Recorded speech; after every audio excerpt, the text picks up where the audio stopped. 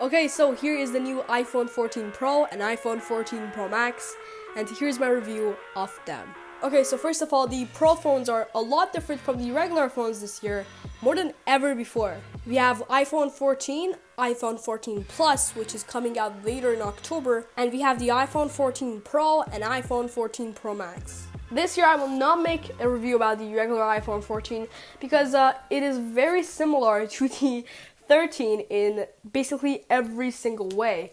But here's everything new about the iPhone 14 in 1 minute. We have iPhone 14, we have iPhone 13. Why would you buy the iPhone 14 if the 13 is just as good and you'll save $100 if your crash detection will be very, very useful. And we also get the emergency satellite feature, which is currently as a part of a 2-year free trial. Apple also said that there are some improvements to night mode photography and ultra-wide photography, but I haven't really noticed it that much. Another thing is the action mode, which is going to super stabilize your footage using software. There is also some updates to cinematic mode as well. You get 4K at 24 and 4K at 30. Battery life has definitely improved, and now on the 14 Plus, which is going to arrive shortly in just a few weeks, it's going to get much better battery life than what the 14 is currently getting and what the 13 was getting last year. Now, one of the biggest cons of the iPhone 14 is the A15 Bionic chip, which is going to be sticking around for the 14 instead of being replaced by the brand new A16, which is only coming to the Pro phones. I want to hear exactly which one of these features is the worst one in your opinion, and which of the Pro features Apple should have brought to the regular phones as well for this year. Yeah, that's not a lot now, is it? However, the iPhone 14 Plus is actually quite interesting, and I want to make a separate video just about the 14 Plus because there is so much interesting stuff right about that phone, and I think I do have a few good ideas already. However, I just want to wait to actually get my hand on the 14 Plus in case there's some sort of an issue coming up later. But for now, the 14 Plus is coming later in October. So again, I still don't have my hand on the 14 Plus yet, so I really can't conclude a review of that phone just yet. But if you want to wait for that review to come out, then please subscribe and turn on your notification bell as well, so you don't miss not only the 14 Plus review, but any of our other tech videos as well, if you're interested in tech in general and more specifically Apple. Thank you so much for subscribing, and let's get back to the video. The brand new A16 chip is only coming to the Pro phones this year, though the difference between A15 and A16 are quite subtle. I did do some benchmark tests, and in most of the tests that I did, the iPhone 14 Pro came on top, which has the A16 inside. But in my opinion, the benchmark tests don't really tell you anything when it comes to actual performance. You really have to try a device before you actually, purchase it. And I can guarantee you that the A15 and the A16 are very similar in real life performance when you're just, browsing the internet and doing your average, average person stuff. I can still guarantee that the flagship iPhone is much better than some designated gaming Android phones are when it comes to performance. So that is really great to hear. The phone only starts throttling after playing for about 20 minutes of these heavy 3D games, but even after, it is not that noticeable that it's actually throttling. And I mean, come on, 20 minutes is pretty enough for, playing your game. Now, I know why you're here. It's not because of the new A16 chip. It's not because of the benchmarks. It's not about any of that. It is all about the dynamic island, which is the single only visual change in the new iPhone 14s, and it's only coming to the Pros. First of all, in the presentation, Apple showed it as so much more useful than what it actually is in real life. Yes, it is definitely useful, and I do appreciate that it's there, but in most of the time, you're not really using it that much. And I mean, in most of the reviews and most of the time I was actually on the phone, I was just trying to find different apps that actually work with the feature, and there are a few apps that do actually work with the feature, but at the moment there are not a lot. There are just a handful of apps that work, and most of them are just Apple apps that were designed by Apple themselves. But a lot of apps like WhatsApp are starting to work with this, so that's great to hear. But in the presentation, it was showed as much more of a useful feature than what it is actually like in real life. It's more like a better style of notifications, and I do appreciate that. It's just that it's not as useful as it seems. So I'm not sure if you want to upgrade just because of the dynamic island. Currently in iOS 16.0, the dynamic island can show your ring status, airdrop, phone calls and your Face ID. Apple will be adding live activities to that list as well, which is going to make it a lot more useful than it is now, but still I think there is definitely room for how much they can take this feature. And I mean, you're just starting with the dynamic island. It's the very first time they've ever implemented this onto an iPhone, and they can definitely take it from here, and I think they can do some really great stuff with it. As of right now, it's definitely quite limited to some of the things that it can actually do, but I think in the next 5 years, it's going to be a lot more useful than what it is right now. Other than the dynamic island, there are some other display features as well. And while we were talking about the display and everything, why did they name it Dynamic Island? Because it's such a bad name. I really want to hear what you would have named it in the comments below. Okay, so let's talk about display. And the big one for me is the always on display. Finally coming to your iPhone nearby. You see, I'm a student and time management when I'm doing my homework really matters to me. So I've been craving for something that actually shows the time without taking big chunks from my battery life. And I mean, this is absolutely perfect for someone like me. The way that Apple has done it is a little different from the way that Android does it, which by the way has been doing it for like 5 years, I get it. But the way that they do it is kind of interesting. I don't say it's more useful, but it's cooler, and that's all matters. So Apple actually keeps your wallpaper in the background, just dims it down, so you can still see your wallpaper, but it is a lot more dim. And I feel like the always on display for Apple phones are a lot brighter than how they are like for Android phones. The Android phones are so much, less actually showy when they are in always on display mode. I don't know how I feel about it after actually trying it in person, but it's kind of weird. I mean, it's pretty good, but I think it could have been a lot better, and they could have gone a little, added some customizability with this. But for now, it's quite simple. But I think it will be better. Hopefully. Now don't worry, it will turn off when you put it in your pocket, but when it's not in your pocket, it's going to be, showing the time. And the way that they actually done this is by lowering the display refresh rate to 1 single hertz, which means the display only has to update 1 time every second. And I know this sounds kind of crazy for non-tech people, but usually these displays are always, turning on and on,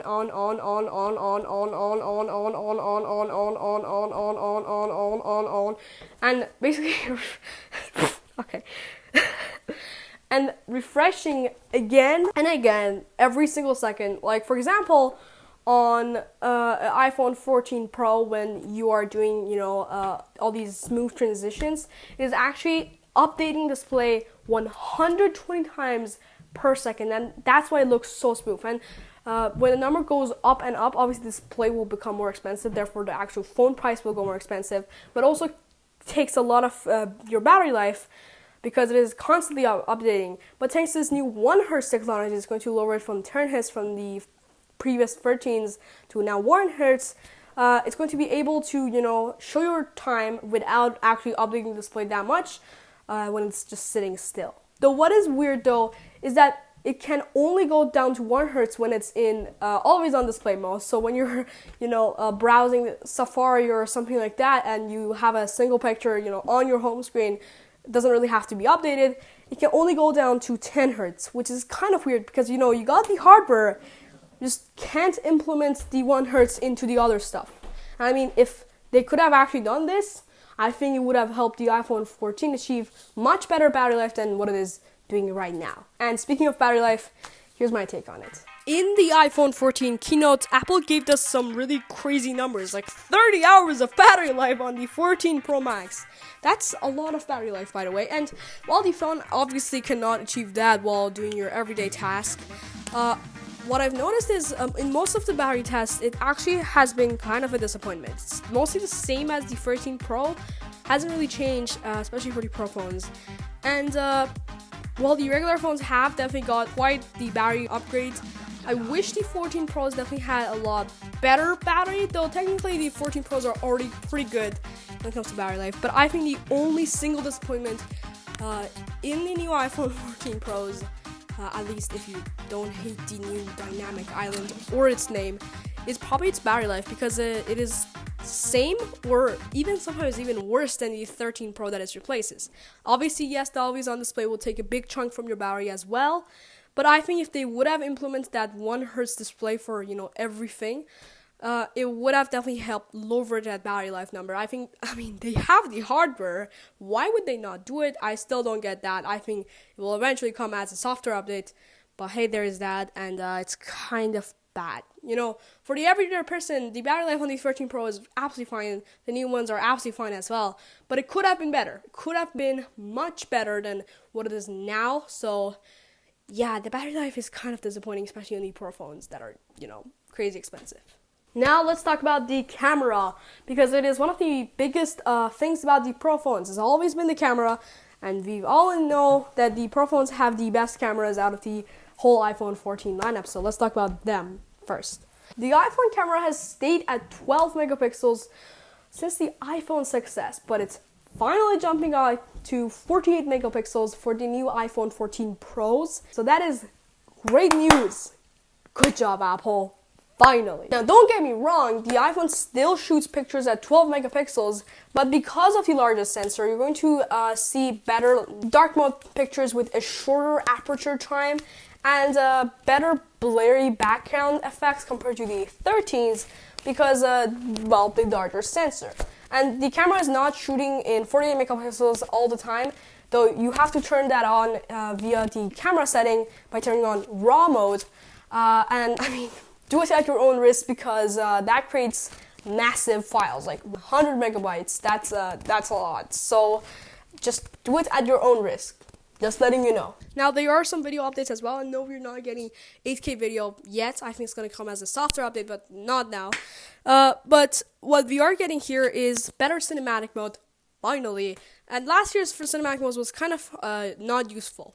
So you got HD at 30 frames per second. HD is not very cinematic, and 30 frames per second, I mean, some people can disagree, but 30 frames per second is not very cinematic either, because 24 is what our eyes usually see, and that's why most cinemas and, films and stuff like that are shot in 24 frames per second, just like this video, so it, feels the most realistic to the viewer, which is you. But the new iPhones finally give the capability of shooting 4K at 24 and 4K at 30 to the viewer, and also HD at 24. So it's going to give you a lot more capability, and it's going to open up cinematic mode quite a lot. And that is coming to not only the Pro phones, but also the regulars as well, which is exciting. Another thing that the regular phones get as well is the new action mode. So what this does is it basically crops in your picture, and by default it is the ultra wide camera that it crops in. But by cropping in, it's going to give access to the sensor to move around and digitally zoom in to wherever it has to. So when you're walking in especially brighter environments, I see it work a lot better in brighter environments as they showed it in the presentation. But this is basically going to give you access to these super steady, super stabilized shots where you don't really require a gimbal anymore. Now, this is a feature that Androids have had for years, and I feel like this whole thing was just a list of features that Androids have had for a lot of time now, but finally coming to an iPhone nearby. And I feel like most of the stuff that Apple has done it is better than the way that Android has done it. I'm sorry, but it is better in my opinion. However, this feature, I think it could definitely improve. I think it's going to be a lot better. For now, it's definitely not as good as I thought it would be, and you still probably need a gimbal if you want to shoot like actually good quality. And when you actually do this, because it's cropping into your picture, it's going to give you a massive loss of quality. So just keep that in mind. Do it at your own risk. But yeah, that's action mode. Hands down, the iPhone 14 Pro and Pro Max have the best camera in any smartphone today. So if you buy one of these phones, you're freaking lucky. So that's the iPhone 14 Pro.